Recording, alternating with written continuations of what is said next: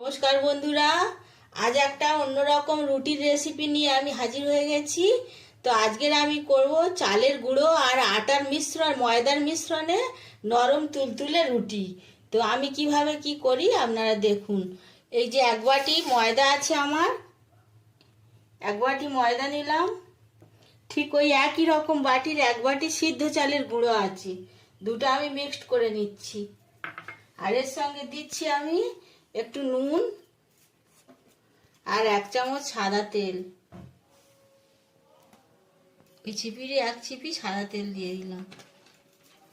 এবারে আমি এটাকে ঈষৎ উষ্ণ গরম জলে, এই আঙুল ডোবানো যাচ্ছে এইরকম খুব হালকা গরম জলে মেখে নেব ভালো করে।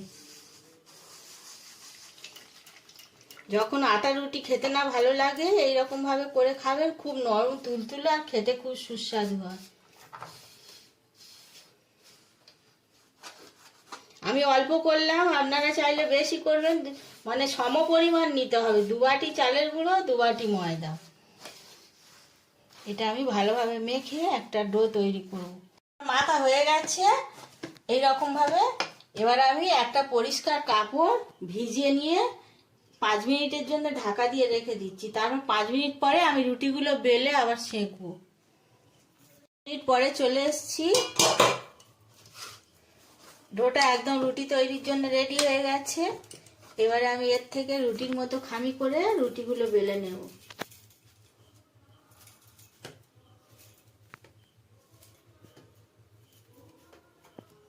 আটার খামিগুলো সব বল আকারে তৈরি করে নিয়েছি। এবারে আমি এর থেকে রুটিগুলো বেলে নেব।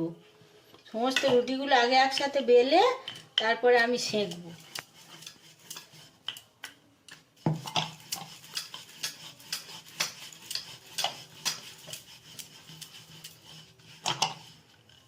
এরকম করে আমি সমস্ত রুটিগুলো আগে বেলে নিই, তারপরে সেঁকবো। কতটা ফোলে আমি দেখাচ্ছি।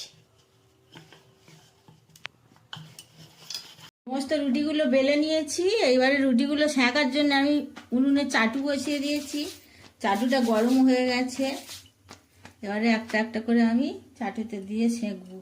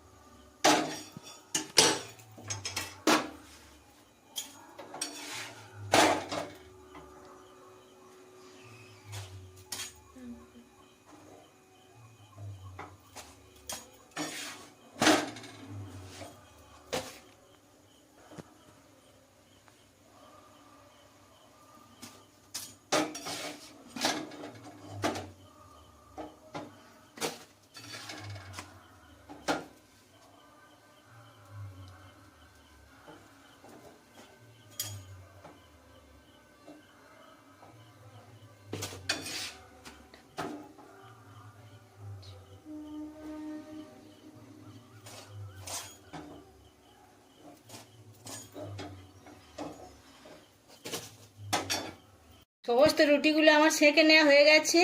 আমি এবারে একটা অন্য কাজ করব, যেটা চাইলে আপনারা করতেও পারেন নাও পারেন। আমি একটু বাটার নিয়েছি, বাটার আমুল বাটার। এই রুটিগুলোর ওপরে এক সাইডটায় আমি আমুলের বাটার ব্রাশ করে নিচ্ছি। এতে খাওয়ার সময় রুটিগুলো খুব নরম তুলতুলে হয়। আপনারা না চাইলে নাও করতে পারবেন, তাও নরম থাকবে। এটা দিলে খেতে খুব টেস্টি হয়।